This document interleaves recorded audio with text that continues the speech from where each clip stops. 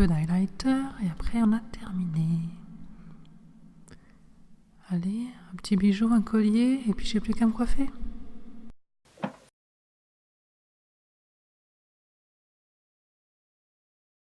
Ah, si au moins se coiffer c'était aussi simple que ça, mettre un collier et bim le tour est joué.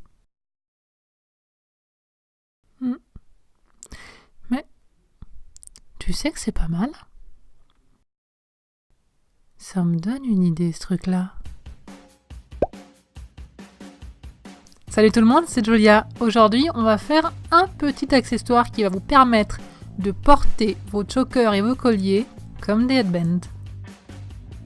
Vous venez de voir le matériel dont on va avoir besoin et la première étape, c'est recouvrir son élastique dans un ruban parce que l'élastique généralement c'est pas très beau, donc autant le recouvrir, ce sera beaucoup plus joli. Soyez sûr que le ruban que vous avez choisi est assez large pour recouvrir tout l'élastique. Une fois que c'est sûr, vous n'avez plus qu'à le coudre.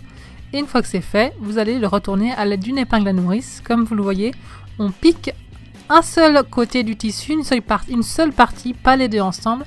On va mettre l'épingle à nourrice à l'intérieur. Des fois, on galère un peu, comme moi, mais on y arrive toujours.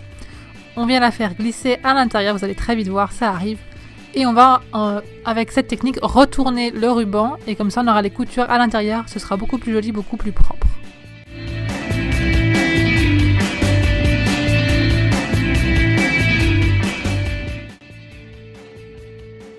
Une fois que c'est retourné, voilà ce que vous devriez avoir et on utilise la même technique pour passer l'élastique à l'intérieur du ruban. On le pique avec l'épingle à nourrice et on le fait coulisser à l'intérieur.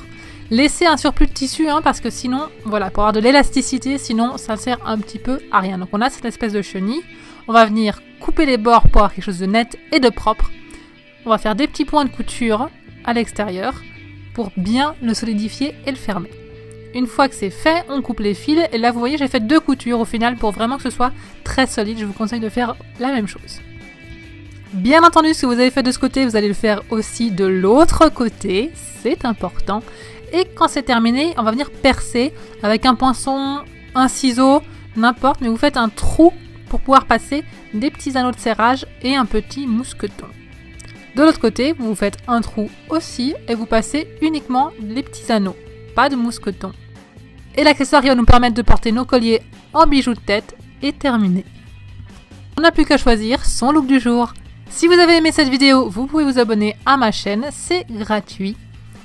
Si vous aimez ce genre d'astuces et de DIY, vous pouvez me laisser un commentaire et un pouce en l'air. Nous, on se retrouve la semaine prochaine. Je vous dis portez-vous bien. Ciao!